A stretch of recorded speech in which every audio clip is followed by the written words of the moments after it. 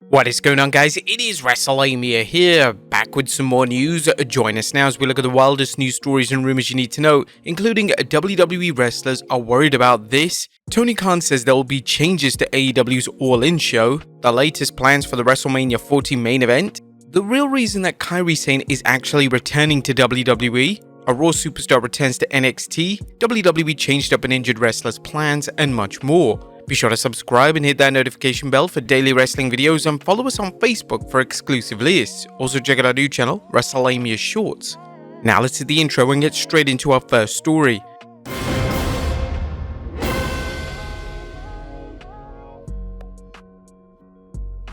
Now our first story looks at WWE wrestlers are worried about this. Atop of today's news are reports concerning both superstars and its employees, and they fear that they'll be out of work once the WWE Endeavor merger goes through.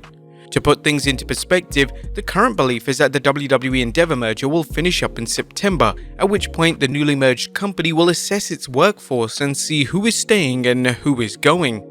This is by no means unusual, as many businesses reevaluate their staffing levels to see who is redundant. In fact, when the merger was first announced, it was made clear that there would be major staffing cuts.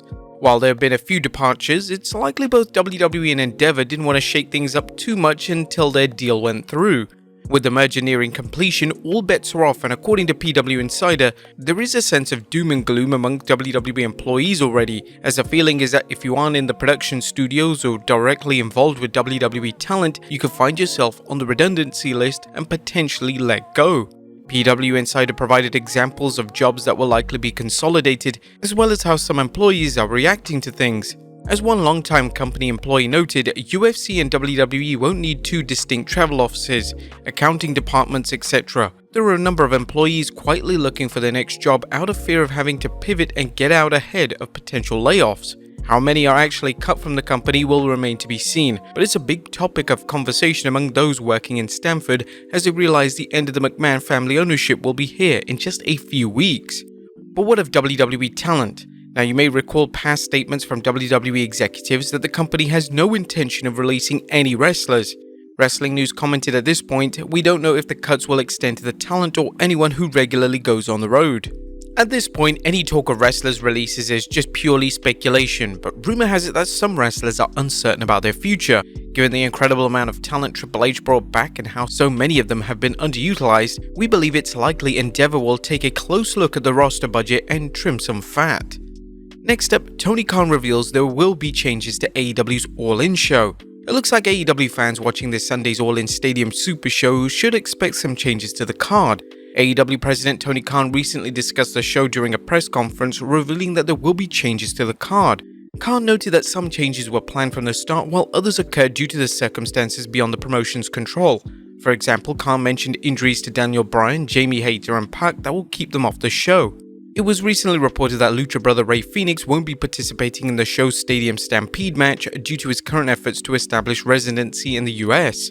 Meltzer noted, multiple sources have noted that Rey Fenix is trying to establish residency in the US and for that reason has not left the country of late. It was noted to us that the reason he didn't go to WrestleMania and drop the Latin American title is for that reason, and he was instead stripped of both that title and the AAA Cruiserweight title. Meltzer mused on possible replacements including Bandito and El Hijo del Vikingo, and he pointed out that Bandito was touch and go physically while El Hijo is banged up. Nevertheless, both men are available. One question that has been on fans' minds is whether FTR's Cash Wheeler would make it to the show after news broke of his arrest on a charge of aggravated assault with a firearm. Khan addressed this question, noting that the FTR vs. the Young Bucks match is still on. Khan's comments that AEW planned on making changes to the card suggest that fans should expect some surprises as one or more wrestlers bow out of a match only to be replaced by another. Could this lead to some surprise debuts or returns?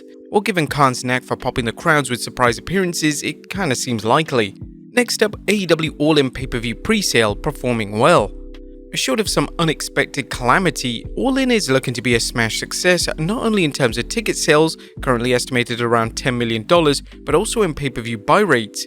The MacMan podcast Andrew Zarian revealed All In already has 90,000 advanced pay-per-view buys. AEW's 2023 Double or Nothing pay-per-view brought in an estimated 140,000 buy rates, so it'll be interesting to see what the final numbers are in for All In. Next up, WWE's latest plans for WrestleMania 40 main event. While AEW is doing quite well with its All In show, the WWE recently broke its record for advanced ticket sales on WrestleMania 40, a show already generating buzz over its potential main event. Ringside News recently checked into things, tweeting, "There were some rumors going around about the WrestleMania 40 plans. We were told that things can change and that some things to note, but Roman Reigns versus Cody Rhodes has always been the obvious direction for WrestleMania 40. Do you think WWE should book Roman versus Cody 2 at WrestleMania 40 or Jay versus Jimmy? Let us know in the comments down below." Next up, a real reason WWE stars returning. Akari Sane's impending WWE return, believed to be sometime around this November, has piqued Sane's supporters' interest as they're eager to see what the WWE will do with her and why she decided to return to the company after spending the last year and a half in the Stardom promotion. Apparently, Sane has been impressed by what she's seen in WWE of late. Dave Meltzer commented on this, noting Sky's decision was influenced by the recent booking of Asuka and Io Sky. Meltzer also noted that Sane was asked to stay in Stardom, but that the group's parent company, Bushiroad, wanted her to sign an exclusive deal. According to Meltzer, she talked with those close to her who supported her leaving with the idea that if she doesn't, she later in life would always have questions or regrets about it. Sane may want to take a closer look at the WWE's overall booking of its female athletes, including Io Sky. While she's enjoyed a push since joining the main roster, she seems to be spinning her wheels as WWE Women's Champion. Furthermore, the majority of the women's division is a mess, and it's difficult to imagine Sane breaking out in any significant role. Next up, a Raw superstar returns to NXT. As bad news for Rhea Ripley and Dominic Mysterio as the Judgment Day's power couple dropped a mixed tag match on NXT to Dragon Lee and Lyra Valkyrie. This loss was all the more painful for Rhea as it was a direct result of the #1 challenger for a Women's World Championship interfering. Yes, Raquel Rodriguez showed up late in the match, pulling Ripley from the mat apron and brawling with her while Dominic Mysterio was pinned by Dragon Lee.